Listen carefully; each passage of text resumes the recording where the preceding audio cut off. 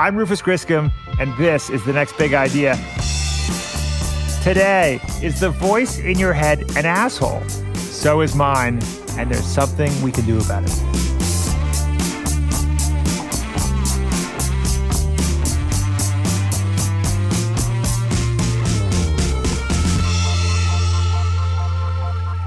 A couple of weeks ago, I was driving on I-77 South through North Carolina with no one but my GPS for company. And for fun, I started speaking my inner monologue out loud. So we're doing an episode about the voices in people's heads. And the question is, how do we open it? I mean, one option is I could open it with actually my inner dialogue, right? Like what's bouncing around my head. That's too on the nose. How about our producer, Michael's inner track coach who just berates him relentlessly? Michael's so funny when he riffs on that. Could be a possibility. So I asked Michael to record himself on his next trail run through the mountains of Santa Fe. Everyone's going to think I'm crazy talking to myself. I could just pretend I'm on the phone. That's normal, right? Running out of breath talking on the phone. Damn, some nice houses up there. Good morning. No matter how calm or poised you look on the outside, you spend a lot of time talking like crazy on the inside. Turns out the voice in our heads yaks it up about half the time that we're awake, and it can speak at a rate of 4,000 words per minute. You know those voice actors who read side effects at the end of a drug commercial? It's like that, but on speed. I have to say, though, that the experience of getting inside Michael's head was kind of amazing. I started to wonder, what if we could eavesdrop on other people's secret conversations? But who do I know who's brave enough to share their interior monologues? The answer came to me in a flash. Our team, the fearless collection of characters who make the Next Big Idea Club possible. The first person kind enough to share her inner voice was our director of member happiness, Emily. She hit record on a voice memo as she lay by a pool in Guatemala, where she lives. This feels pointless. I don't know how to record my authentic inner voice. But as she lay there, enjoying the sunshine and muttering into her iPhone, something interesting happened. She started looking around, making casual observations. I wonder if I'll ever have a parrot as a pet again. Probably not. And then, out of nowhere, the voice in Emily's head took a surprising detour. I can't wait to be vaccinated and not have to worry about this as much. I wonder when more people are going to be vaccinated here. And it's mostly the Sputnik vaccine from Russia. I feel like there isn't a lot of transparency with that vaccine. But a lot of countries are using it. So hopefully it's fine. Should be fine. Maybe I should flip over. Doesn't that sound familiar? The sudden shift Emily made, cross-cutting from observing the present to worrying about the future. It's certainly how my inner monologue unspools a lot of the time. It turns out our minds aren't good at staying in the present. We dip back into the past, we imagine what might happen in the future, and we do this time travel with such ease and regularity that scientists call it our default state.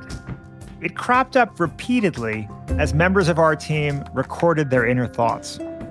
I gotta start thinking about what to make for dinner. I wonder if I should go to the store. Oh, yeah. I need Kleenex. Okay, I'll go to the store on the way. That's Markina. She runs marketing here at the club. I'm pretty worried about my COVID vaccine tomorrow, I'm not gonna lie. It's just, every few minutes I get anxious about it. I don't want to be knocked out for any amount of time. This intersection always takes so long. Go bus, go. Nah. I'm thirsty.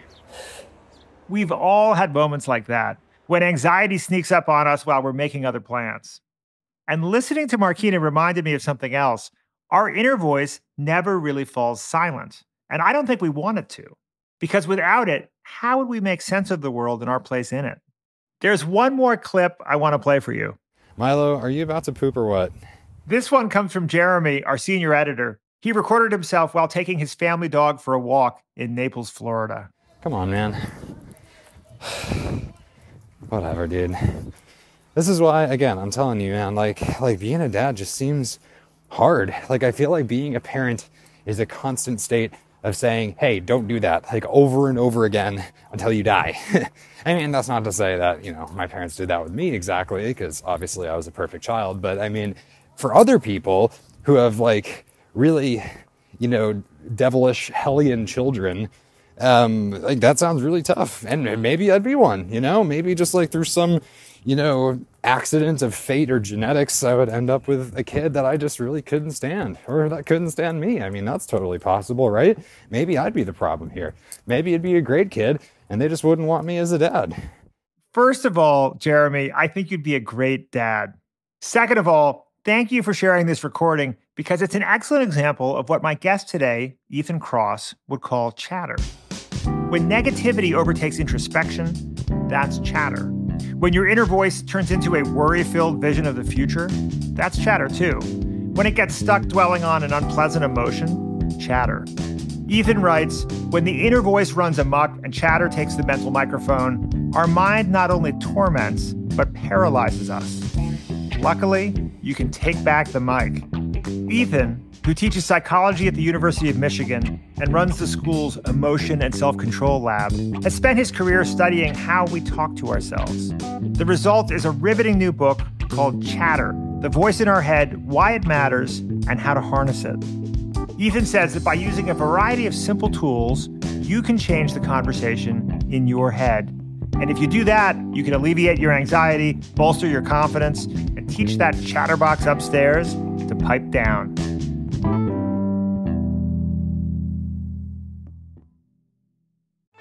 The Anxious Achiever is the podcast about your mental health and your work, where leaders from top companies, entrepreneurs, athletes, celebrities, and leading experts share how they've managed through anxiety, depression, and other mental health challenges, and how they've become better leaders in the process. You'll laugh, you'll cry, you'll feel seen, and you'll learn great tools and skills. And I guarantee you're going to look at leadership in a new way. Come find out why we won the Mental Health America 2023 Media Award. Get The Anxious Achiever wherever you find your podcasts.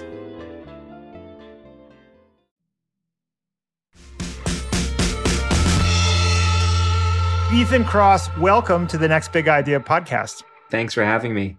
Well, you've written a book about the voices in our heads, which is something you've been studying for decades.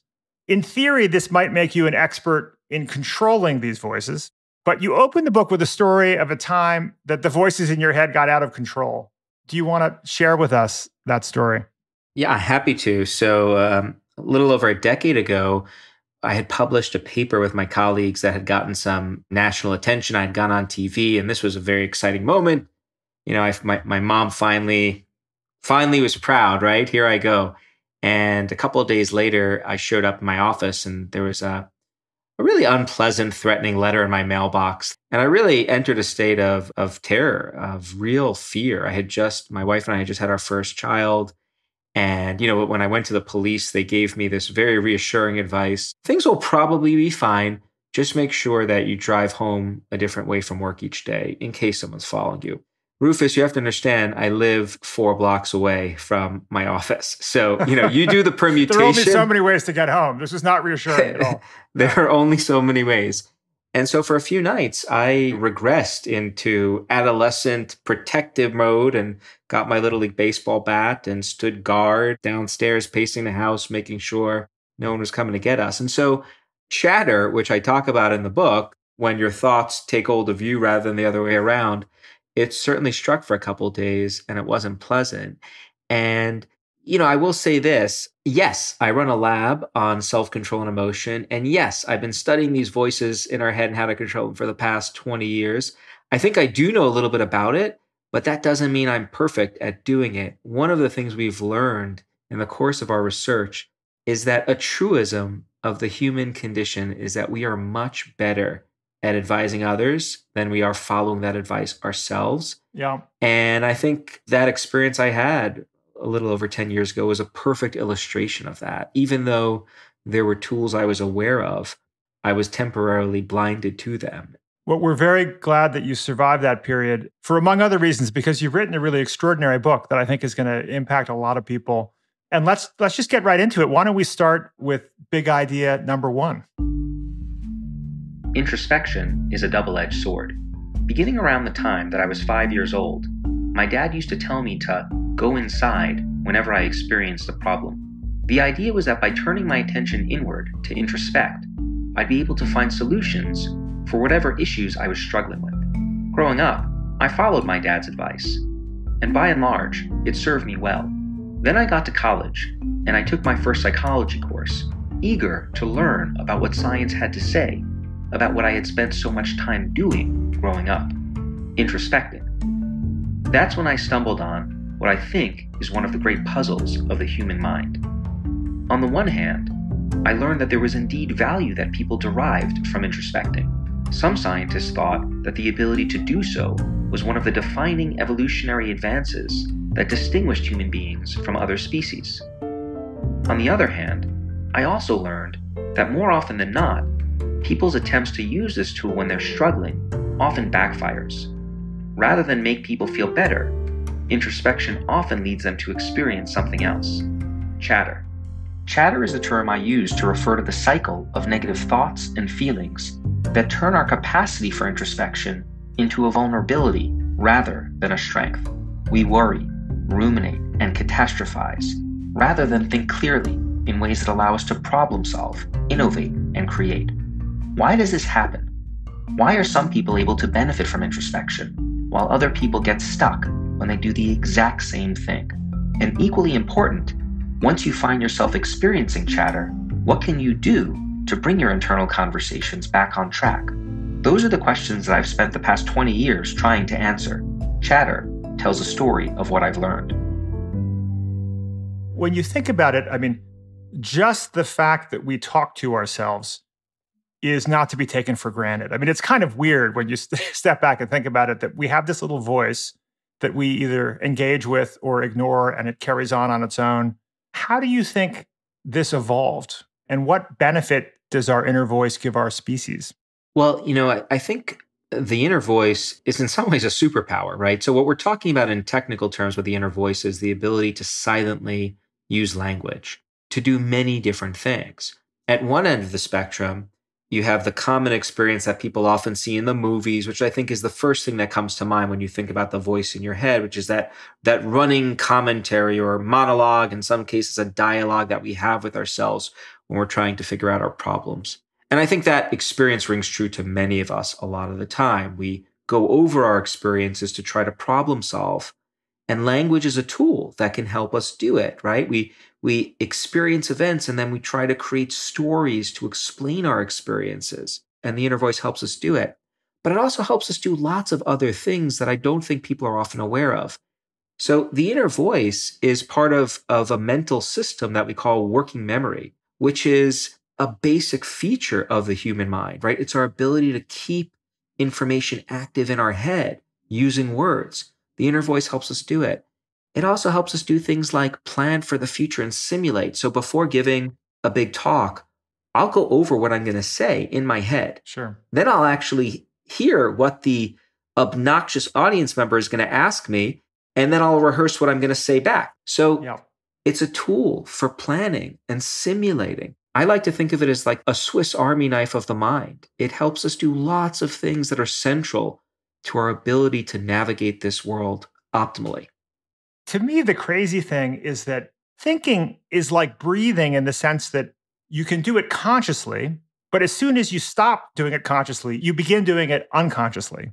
I mean, the wild conclusion here is that we learn from past mistakes and plan for the future to such a constant degree it can drive us bananas. But this clearly must have been an evolutionary advantage. Yeah, well, I think it's a tool, and tools are only useful if you use them properly, right? And so this ability to travel in time in our minds, as you're describing, to plan for the future, to learn from the past, to maybe just to savor a great moment, or to fantasize. Like, I'm traveling a lot nowadays, right? COVID, I'm thinking about the next vacation, pina coladas on the beach, hugs with people, all that good stuff. Like, I'm strategically using my mind to feel better, right? But tools can also be harmful. Like, they can be used improperly. Like, I often use the analogy of a hammer, right? Like, a hammer in the right hands can create, like it built my house, right? But in the wrong hands, a hammer can be a destructive force. So we have this tool, and we don't necessarily have a user's manual that we were born with, right, for how to use it. Culture gives us some information, but what's super cool about taking science and applying it to this domain is now we're using science to make sense of how this tool works, when to use it, how to use it. And that, I think, is super fascinating. It's interesting that you mentioned culture and the role that culture can assist our ability to use this tool effectively. Because right now we're in a moment in history where there's a lot of focus on mindfulness, being present in the moment. And at the same time, as you've said, the ability to time travel is a superpower of sorts. I mean, this ability to improve on our past failures and strategize for the future. Is there some sense in which an obsession with being in the present moment is trying to run against the grain of human nature? So I think being in the moment and mindfulness is great. There's fantastic data showing that mindfulness can have enormous benefits. But you do see, I think, in popular culture, the idea of being in the moment taken to a point that I think is, quite frankly, unattainable. That is, we should strive to always be in the moment.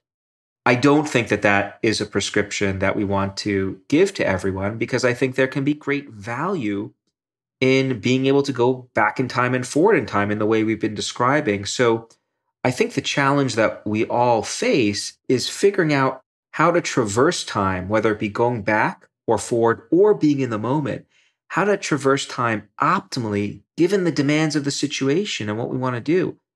Look, when I'm playing, what do I play nowadays? Oh, when I'm doing my high intensity interval training, I want to be in the moment, right? I need to be focusing on the activity and the movement. I don't want to mess up. I can hurt myself. But in other times, I want to be able to travel back in time without getting stuck. And that, I think, is the key. The key is not to shut off time travel altogether because there's a risk that you may ruminate and feel worse. It's how do we figure out how to go back in time or forward effectively?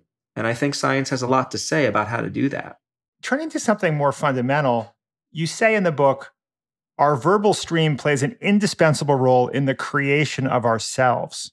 Meanwhile, neuroscientists sometimes talk about the notion that the self is a construct, that in fact we contain multitudes. I don't think you address this directly in the book, but I'm curious to get your take. Is the sense of a unified self that our inner voice is creating and constantly narrating everything that happens around us, to some degree, is that a fraudulent sense of a coherent, singular self that the inner voice is creating? No, I don't think it's a fraudulent sense. I think it's a human sense of who we are. So in the sense that I do agree that the self is a construction. We are constantly interpreting our experiences through different lenses, and those interpretations shape how we think about who we are. And language plays a role in helping us do that. Like, after a positive or negative experience, I go over it in my head, often using language, like how I reacted and what does that say about me? What does that say about that person? And all that information is contributing to our sense of who we are. And that doesn't mean, by the way, that we're one person. The self is complex. There's Ethan as professor. There's Ethan as dad. There's Ethan as husband. So, but language is involved in helping shape those identities. And in fact, I tell the story in Chatter about a neuroanatomist who has a stroke that knocks out some of her parts of her brain that are involved in language. And, initially she describes this as a euphoric experience. Yeah. Finally, the voices in my head are silenced. No more worry, no more rumination. But what else happened? She stopped being able to plan and think about the future. And even more impactful, she lost her sense of who she was, because that stream, that verbal stream that was so helpful in allowing her to make sense of her experiences went away. So words are powerful, not simply because they help us communicate with other people, but words play a role in, I think, influencing how we communicate with ourselves and how we think about ourselves. It is extraordinary that we think in words, and it's almost the water in which we swim. I love the study that the British anthropologist, I think he was Andrew Irving, where he had New Yorkers speak their inner monologues into a tape recorder walking down the street, which is kind of a wonderful thing to visualize. What did we learn from that exercise, from that study? First of all, hats off to Andrew Irving. What an amazing and creative idea he had to do this. So what did we learn? We learned that across the participants, Irving reported that the majority of their thoughts focused on negative content. And I think that's really interesting, right? Because if you think about the inner voice as a tool, it's being wielded often to make sense of experiences that we're having trouble understanding or processing. Like these negative events get us to stop and pay attention. And our inner voice often perks up when that happens to help us make sense of the situation. So this brings up another point that I want to emphasize, which is negative thoughts, like thinking negative things and an inner voice that's filled with negative content. That's not a bad thing in and of itself. I think another another message we often hear is try to strive for positivity all the time. Yeah. No. Negativity in small doses is a good thing. We evolved the ability to experience negative emotions for a reason. So, I tell people I wouldn't wish on my worst enemy the ability to not experience negative emotions. What's problematic is when those negative thoughts end up unraveling into chatter, which are the negative thought loops, where it's not, my friend has cancer, how am I going to help her and move on? And then you come up with an answer. It's, my friend has cancer. What if she dies? What if I have cancer? What if my partner gets cancer? And that captures the kind of cyclical nature of chatter that can be quite destructive. Yeah, when the record starts to skip and we get stuck in what I think of as the shampoo cycle, lather, rinse, repeat, I think is like a programming tech term for it, right? Yeah. And I think we've all experienced that. And among other things, it just consumes valuable time and energy, right? To just be running the same script again and again. But we run that script insanely fast. I think probably the single most astonishing assertion in your book is the idea that our inner voice speaks at 4,000 words per minute, which, as you point out, this is a State of the Union address every minute, which leads me to two questions. The first is, are you sure? I mean, could they actually confirm this rate, right? And second, are we really listening to all those words? You better believe I checked that reference 40,000 times just to make sure. So I found it astonishing too when I came across it. So let's put that statistic in perspective and try to help us understand how that's possible. So number one, we could think much quicker than we can speak. For one, we don't have to activate the motor processes that are involved in actually talking, right? So that strips away some time. That's still not going to get us to 4,000 words a minute though, right? So how do we get there? Well, we can think, and we often do think, in a compressed form, right? So we're not thinking in full sentences. We're thinking oftentimes equivalent to how we might take shorthand notes. And that gives us the ability to think at a much faster speed. We don't always think at 4,000 words a minute, but it speaks to, I think, what is often experienced as the frenzied nature of inner self-talk, right? We often feel like our thoughts are pinging really, really loud and fast, and they're uncontrollable. That's a description that many people often provide when they're experiencing chatter. Like we feel like our thoughts are just running and we can't slow them down. So yeah, it is remarkable. What was the second part? Did I answer the second part of your question? The second was, are we always listening? Yeah, well, I don't know if we're always listening. I think we're listening to it when it happens in short bursts. I think we are aware of it. But I do think this. People often ask, like, how do you know if you're experiencing chatter? And my answer is, you usually know it when you're experiencing it. Because there's a subjective element to it, that it is so all-consuming that you're aware of it because you can't do anything else. So I think when it takes that form, it is something that we do listen to. This sets us up perfectly for big idea number 2. Talking to yourself can be helpful if you do it the right way. In 2012, a 14-year-old Pakistani girl received a terrifying message. The Taliban, a well-established terrorist group, was plotting to assassinate her. The Taliban would end up following through on their threat. On her way home from school one afternoon, a terrorist boarded the bus this young girl was traveling home on and shot her in the head. The young girl's name is Malala Yousafzai. Thankfully, she would go on to recover from her attack, and 2 years later, become the youngest person to win the Nobel Peace Prize. When asked how she responded when she first discovered the threat against her life, Malala reported saying to herself, "If he comes, what would you do, Malala?" Then she answered herself, "Malala, just take a shoe and hit him." I'd like you to contemplate for a moment Malala's situation. She's just received the most frightening news imaginable. And what does she report doing? She talks to herself, but not the way most of us silently reflect on our lives in the first person. Instead, she talks to herself using her own name and you, words that we typically use when we think about and refer to other people. Many people wonder how they can control their chatter. One way to do so is to use distant self-talk, to coach yourself through a problem using your name and you, like you're advising someone else. This is exactly what Malala did instinctively when she found herself under threat. Research shows that it is much easier for us to advise other people on their problems than it is to advise ourselves. There's even a name for this phenomenon. It's called Solomon's Paradox, named after the Bible's King Solomon, who was famously adept at doling out sound advice to others, but floundered when it came to exercising good judgment in his own life. Distant self-talk capitalizes on this idea. Silently talking to yourself like you're someone else, using you and your own name, helps people take a step back from their experience and put their problems in perspective in ways that enhance their ability to perform under stress, control their emotions, and reason wisely. Research shows this is true not only for adults, but children as well. These and other findings like it demonstrate how subtle shifts in the words we use to refer to ourselves when we introspect can influence how we think, feel, and behave, sometimes in surprising ways. I love this incredible letter that you have in the book that Fred Rogers, better known as Mr. Rogers, writes to himself, right? It's an extraordinary artifact. So he comes back to work and he says, he writes down on a piece of paper, "Am I kidding myself that I'm able to write a script? I wonder if every creative artist goes through the tortures of the damned trying to create. Oh, well, the hour cometh, and now is when I've got to do it. Get to it, Fred, get to it."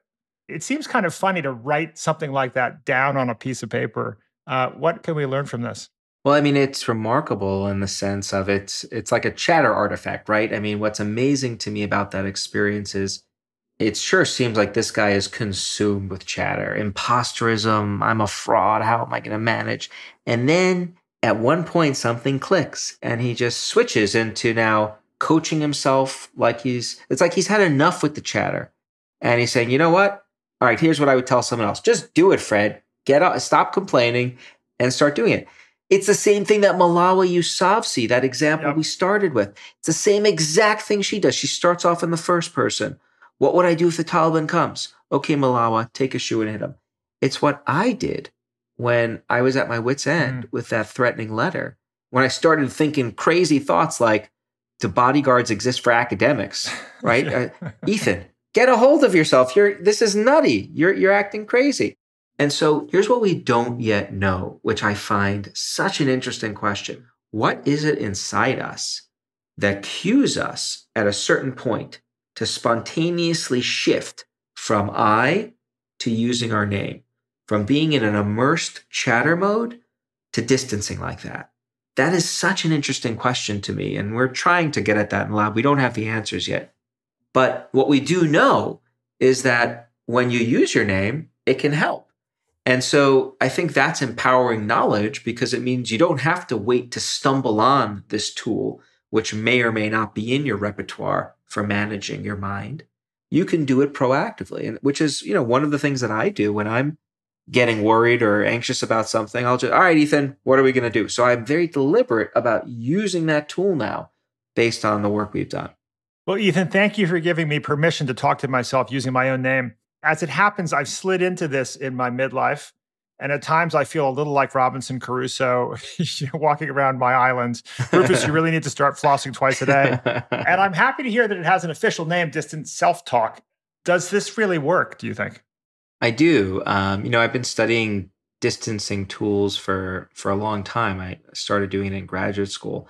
And the idea behind studying distancing was simple. If what chatter does is zoom us in on a problem really tightly, then being able to step back and see the bigger picture to distance should be useful. There are lots of ways you can distance, but I think language is a particularly efficient tool for doing it. If you think about words like names, right, which is what distant self-talk is about, when we use our name and second and third person pronouns to refer to ourselves, those are parts of speech that we almost exclusively use when we think about and refer to other people. And so it's almost as though, as a species, we've stumbled on this mental hack, which is during times of stress, let me use my own name to talk to myself. It's a way of shifting my perspective like I'm giving someone else advice. And the research shows that that can be useful in a variety of ways, from helping people perform better under stress to feeling better to thinking more wisely. It is interesting, though, when we look at the content of people's thoughts when they engage in distant self-talk, it's not, don't worry, it'll be fine, and you'll take a bath and feel better. It's often quite stern, actually. It's like, I often think it's like my wrestling coach is coming out to give it to me straight, and he's coaching me and he's supportive, but there's a firmness to it, at least when I do. And I rely on this technique quite a bit. Come on, Ethan, get your act together. Stop messing around. Sit down and do your work. That is, there's love there and support, but I wouldn't describe it as ultra warm. So there's probably some value in being able to be tough with yourself at times. But not too hard on ourselves, as you point out. And I love that Dan Harris says that the inner voice in his head is an asshole. Just take a step back. Most of your book is really about how we can get the inner voice in our heads to be more helpful and less of an asshole. Do you get the sense that a large portion of our fellow humans are really struggling with negative self-talk? This is a multi-trillion-dollar problem, and that it really is not an exaggeration. So let me break it down. When this inner voice turns into chatter and we start spinning and ruminating and worrying, that affects 3 areas of our life that I think are central to our experience of this world. Number 1, it impacts our performance and our ability to concentrate, right? So if we are consumed with chatter, you can't do your job. And whether that job is pitching for a Major League Baseball team, as I talk about in the book, or crunching the numbers as an accountant or data analyst, right? Like, we only have so much ability to focus at any given time. And if all of that mental hardware is software, I should say, is devoted to chatter, there's not much left over. Then let's go to our social relationships. One other thing we know is that when people experience chatter, it often causes friction in their relationships, and it does so through a variety of pathways. One thing that happens is we often feel compelled to talk about what's bothering us with other people because we want their help. But we often keep talking about it over and over and over and over again. We talk over our friends and loved ones, and that can push them away. Yep. We're often also sitting at the dinner table with our friends and loved ones, and they're sharing things about their lives with us that they want to just connect with us, but we're in our own head and we're not listening. Then you go to our health, our physical health. People often say stress kills. That's not exactly true. Stress on its own is a really good thing, right? The ability to quickly respond to a threatening situation. What makes stress harmful in a physical sense is when our stress response goes up and then remains chronically activated over time.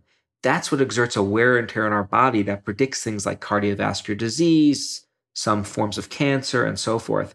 And chatter is in part what allows those stress reactions to persist, because we experience a stressor, We're insulted, we're rejected, we're pissed off, but then we use our mind and language to replay those stressors over and over and over and over again in our head. We don't sleep. So work, relationships, health. It doesn't get much bigger than that as far as I'm concerned. Yeah, those consequences are pretty dire. Yeah. If you allow the broken record to continue looping, right, you're killing your productivity, you're alienating friends and family, and you're submitting yourself to chronic stress. Rufus, you're doing great. I know you want to keep talking to Ethan, but you got to take a quick break. When you come back, you can ask them about those wild studies that show folks who've experienced trauma are better off keeping their feelings to themselves. How can that be? That runs counter to everything you've ever been told. Think of all the things you never should have blurted out. Whoa, cool it, Rufus. Get through the ads, attaboy. Then you'll get to ask Ethan whatever you want.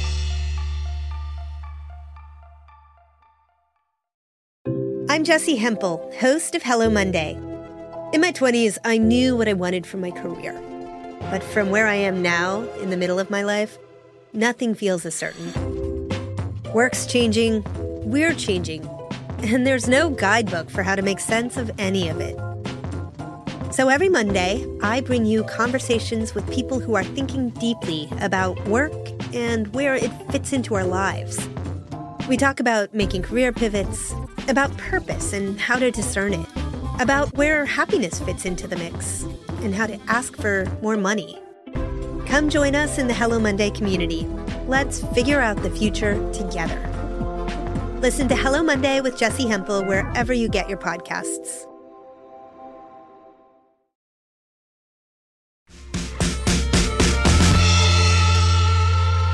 Two of the most surprising studies in the book show that after traumatic events, like specifically 9/11, survivors who shared their painful emotions with others did worse over time than people who kept their feelings to themselves. Do I have that right?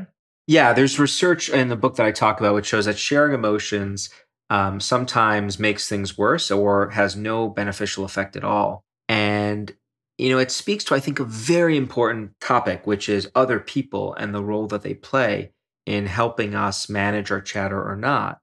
And, in popular culture, there's this very strong idea that when we experience strong emotions, we should just vent those feelings, express them, get it out. The science shows that it's not as simple as just finding people to talk to. Other people can be an incredibly powerful tool for helping us manage our chatter, but they can also be a vulnerability. And so, one of the things I tried to do in the book was really bring the science to bear to explain how talking goes right and how it can go wrong.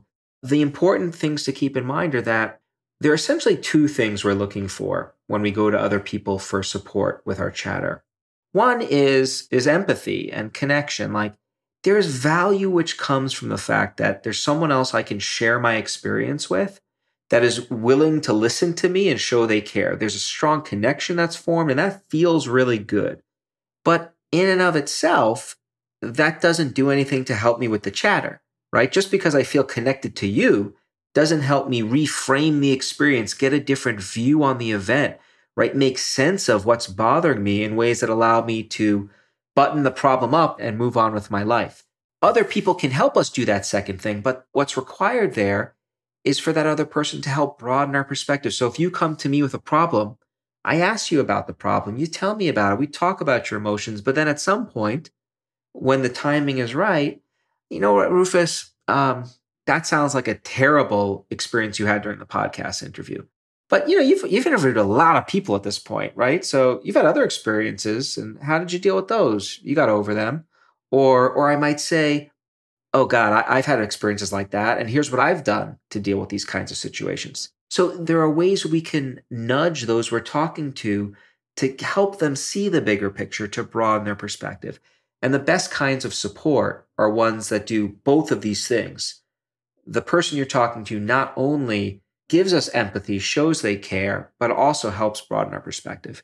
And simply venting doesn't do that. And it's why it can get us in trouble. This goes against so much conventional wisdom. I think it's so interesting. You talk about the hydraulic model of emotion. I love this term. And the idea here, I think, is that we need to release our strong emotions like steam to relieve pressure. But this model is misleading. And this goes all the way back, I think, to Aristotle, who talked about catharting one's emotions. And then subsequently, obviously, Freud most famously put this forth. Yeah, it's a great model. It's a great story. It's wonderful. It's just not true. It doesn't capture human experience. Instead of a hydraulic model, what we've learned is that when it comes to emotion, there's a principle called accessibility that describes how the mind works. And you could think about it as like playing a game of dominoes, where one negative thought activates another negative thought, which activates another negative thought, right? That's how the mind works. So when I'm unloading how I feel to you, I'm not just letting it all out. I'm actually keeping the negative flame alive. And so, there are studies which show that when we get into what we might call, the technical term for one of these venting sessions is called a co-rumination session. So you're asking me how I felt, you're telling me you felt the same way, and we just go back and forth. You and I, our friendship gets better we feel a really tight connection. Yep. But what happens is the negative problem stays active. The negative feeling stays active. So you feel like, yeah, I got a buddy, but you hang up the phone and you don't feel better about the situation. You feel worse.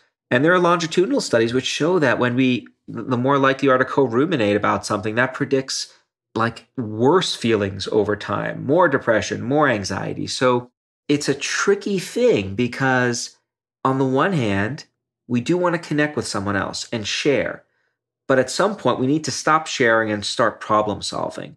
And I think knowing about how these exchanges work, on the one hand, for the person seeking support, it can be empowering because I know now I'm very deliberate about who I seek support from, like people who are really helpful, who show that they care, but help me put my experiences in perspective. I don't go to friends and family who just get me to rehash what happened and validate my feelings. Like that alone doesn't make me feel better. So there's an important take home, I think, for the person seeking support, but there's also an important take home for the person providing support, right? The science can help us become better advisors to others. I have always heard that people don't actually want advice. They want you just to actively listen and empathize. I had a wonderful conversation last year with a woman named Kate Murphy, who wrote a fantastic book called You're Not Listening, which was another Next Big Idea Club selection.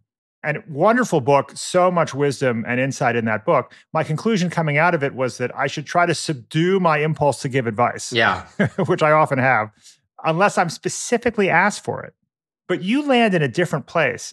I think your conclusion is intriguingly kind of divergent from the cultural moment, I would say. And I'm interested to hear what you think about this. I mean, I think there's an argument that in this cultural moment, we're erring on the side of co-rumination, right? That the most important thing is validating everybody's experience and deep empathy. And you seem to be saying that it's also important to help people put things in perspective. I think it is important to put things into perspective. I think you want to do both. Empathy is a great thing, right? We want to be empathic with one another.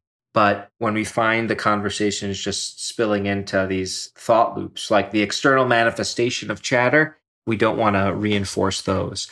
I do agree, though, that there's an art to doing this, and there's a time and a place to provide the perspective broadening advice. I don't think you want to do it unless you are asked for support. And I think people often come to us, hey, can you help me work through this problem? That's the time to do both the empathy and the perspective broadening. In cases where you are not explicitly asked for advice, I think there are dangers, and there are documented dangers in doling it out.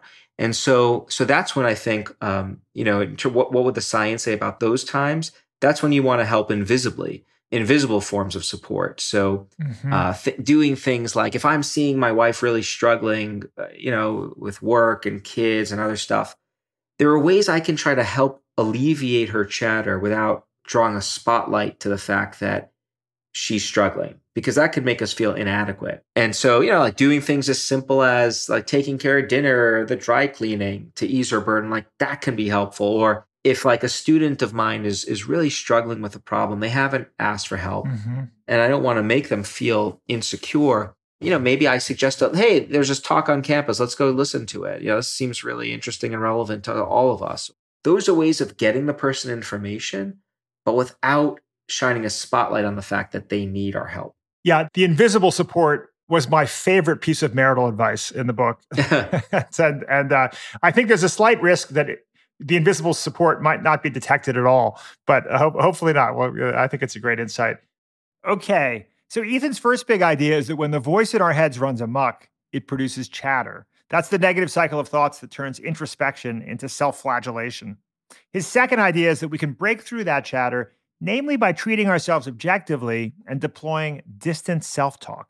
Now, in his third big idea, Ethan shares another tool we can use to make sure that voice in our heads is a wise sage and not a cantankerous drunk: rituals. Creating order quiets chatter. Rafael Nadal is one of the greatest tennis players of all time. Although he's well known for his speed and power on the court, there's another feature that defines his play: the quirky rituals he engages in. Take, for example, his behavior during a French Open Championship match in 2018. As he left the locker room, he walked towards his bench, making sure to carry a single racket in his hand. When he arrived, he took off his warm-up jacket as he faced the crowd, and bounced energetically back and forth on the balls of his feet. Then, when he was done, he placed his ID card on his bench, making sure his picture was facing up. His rote behaviors didn't end once the match began. During breaks between play, he sipped his power drink, then his water, always in that order. And when he was done, he returned both bottles exactly where they were before he picked them up, to the left of his chair, one in front of the other, aligned diagonally with the court. Nadal's struggles with chatter aren't a secret. What I battle hardest to do in a tennis match, he once said, is to quiet the voices in my head. And the quirky rituals he engages in provides him with a useful tool for doing just that. It's a way of placing myself in a match, he explains, ordering my surroundings to match the order I seek in my head. Nadal is far from alone in trying to manage his chatter by controlling his physical surroundings. Science shows that many people reflexively engage in similar behaviors when they're struggling with chatter. While some people turn to rituals, others focus on tidying up or organizing their spaces. Importantly, research shows that engaging in these behaviors, as long as they're not taken to an extreme, can provide people with relief. The way this works is through a process called compensatory control.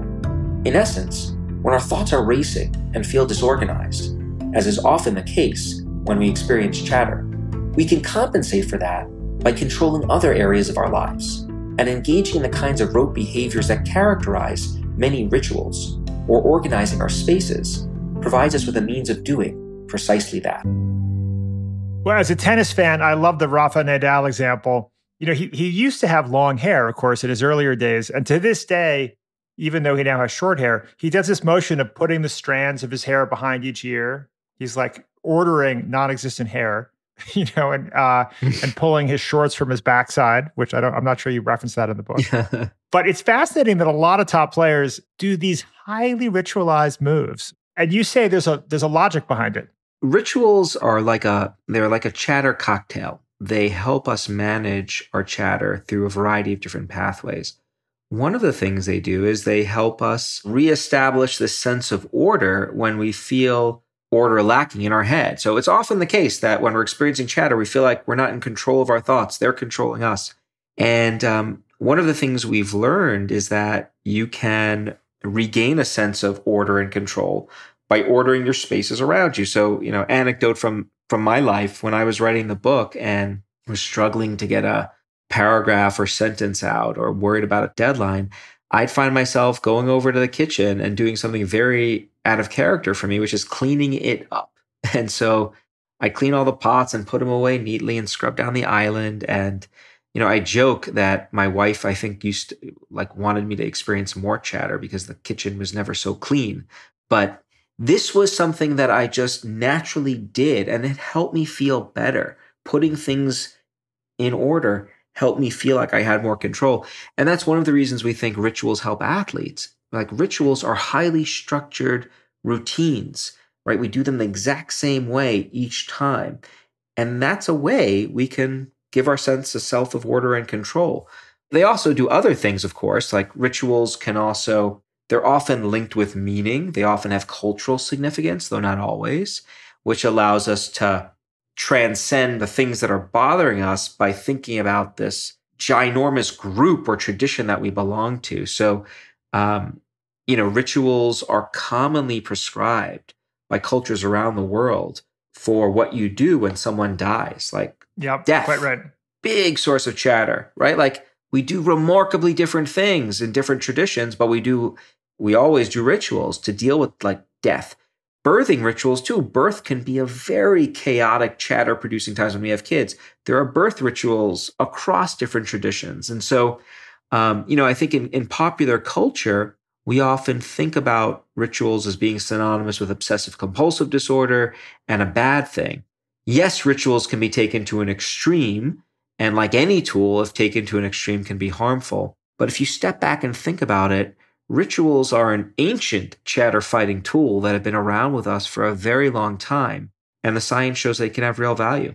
You know, that's such an interesting observation that the rituals we have around birth could exist partly to help us deal with some of the challenge and trauma of the birthing process, which I've always thought of as more of a celebration. Maybe the rituals we have around birthdays might help us deal with some of the in the second half of your life, the traumatic impact of birthdays.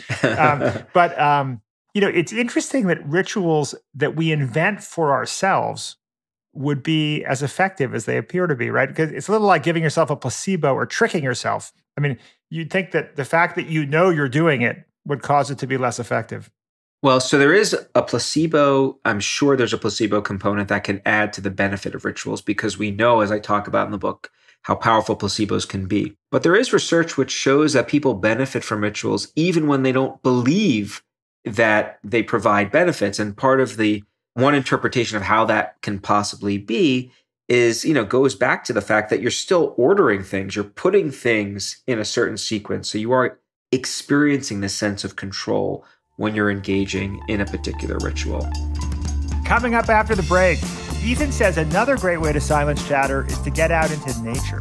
And if you can't do that, then looking at a screensaver of some greenery is a surprisingly close second.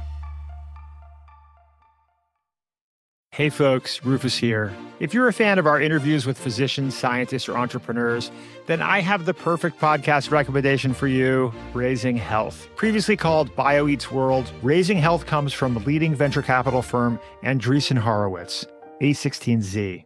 Each episode, Raising Health dives deep into the heart of healthcare, biotech, and AI with A16Z general partners. Along the way, they explore the real challenges and opportunities in health and biotech entrepreneurship. Not to mention, you'll hear raw insights and actionable advice from notable guests like Omada CEO and co-founder Sean Duffy, and AI expert and In-Sitro CEO Daphne Kohler. Don't miss out. Follow Raising Health wherever you get your podcasts.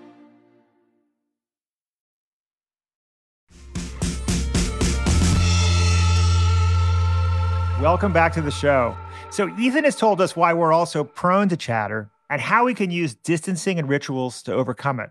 But my favorite piece of advice in his book is that we should seek out things that are vast and difficult to explain. I asked him if this is effectively a form of distancing, a way of rendering ourselves small before the cosmos. Yeah, I do think that there's a connection there. And when you're trying to understand something that you can't understand, something vast, that's like the ultimate perspective broadener, the ultimate distancer, if you will, right? Because you're seeing like, oh my God, my problem seems so tiny when we're contemplating the universe, like, or a skyscraper, or even for me, a plane flying. Like I still experience awe when I contemplate how we figured out to put people in a tin can and, shoot it up in the air and then land it. Like, I can't contemplate it. It's hard for me to do. And when, having that a feeling of awe can really just put our own problems in perspective in a very powerful way. It's one of these ways that we can regulate ourselves from the outside in. And I find that to be a concept that is both powerful and really fascinating. This idea that tools exist not only inside us for managing the conversations we have with ourselves, but all around us too, like in creating order in our environment, seeking out awe-inspiring experiences. Like tools are all around. We just need to know where to look. And so that is a mind blower to me, to use a very technical term. Yeah, yeah. I'm with you on the airplanes, Ethan. It is just astounding that works, that the whole thing works. Yeah. Well, as a psychologist, you're of course familiar with the work of Mihai Csikszentmihalyi, who wrote the book Flow. Sure. He concluded that people are at their happiest precisely when they're in a flow state, which is really when chatter is silenced, right? Mountain climbing, playing the violin. Yes. For me, it would be skiing or mountain biking through the woods, these serene, chatter-free zones. And it's actually interesting to think how the lengths people go to get into these chatter-free zones. Illegal drug use and contorting themselves into crazy yoga poses would be other extreme acts. Does this overlap with the kind of awe that you're talking about, this kind of deep immersion? I don't know that I would describe it as a state of flow per se. So, I think the state of flow that you're describing is where our abilities and what's required of us like perfectly gel. And so we're like performing at an optimal level, but without over trying, and time passes. This, I think, is a more reflective state when we're experiencing awe. Like when I'm gazing up at the stars at night and thinking like, are there life forms out there on the billions of planets? Like, how can there not be if there are that many? Like, Yeah. it's this inability to process what's happening. And I think it's that inability to understand this vastness that makes us feel small. So I think it is a little bit different.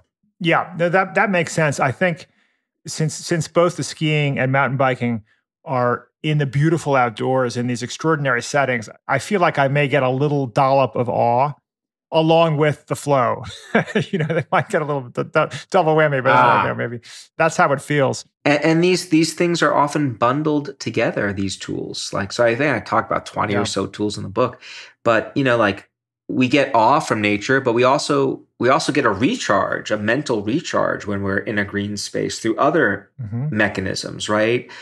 We know that sometimes, like when people are traveling in time in their heads, they're also using distant self-talk. So sometimes the tools blend together, and that's not necessarily a bad thing. I think in daily life, we often need to use multiple tools at any given time to really feel better. Well, and you alluded to the power of nature and kind of green space. As a city dweller, the studies you cite about the importance of green space for mental health is a bit discouraging.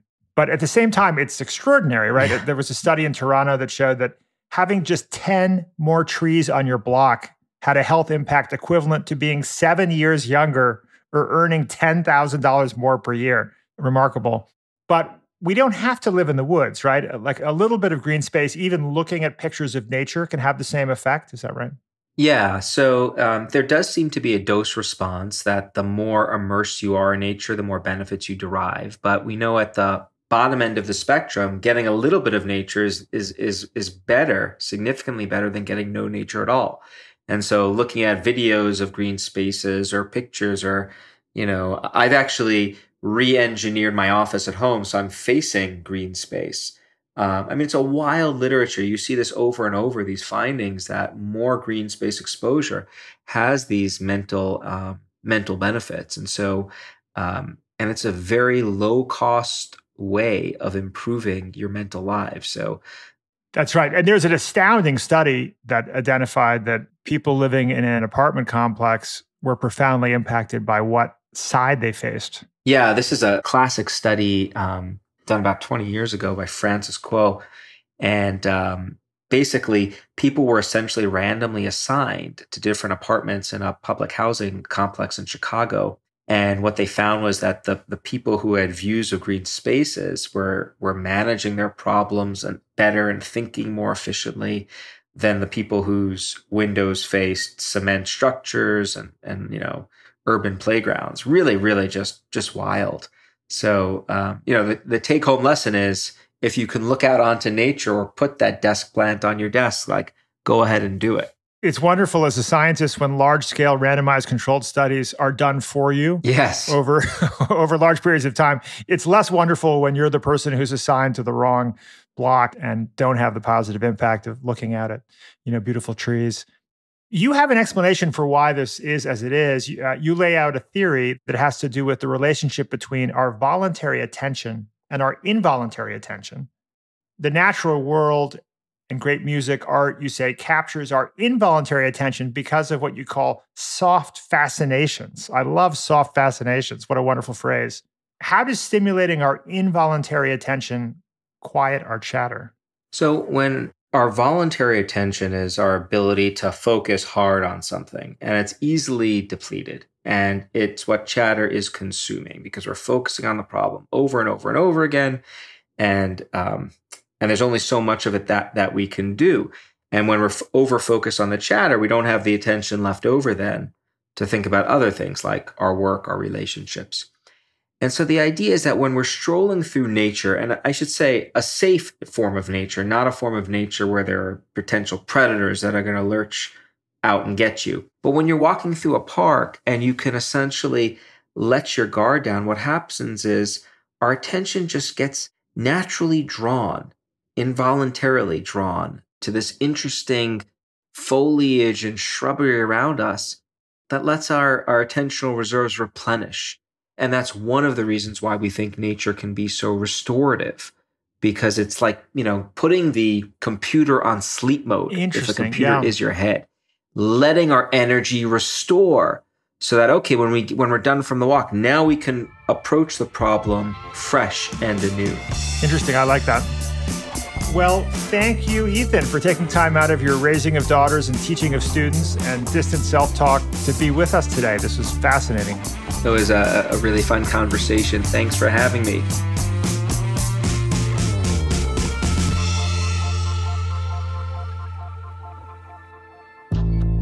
Want to hear 2 more big ideas from Chatter?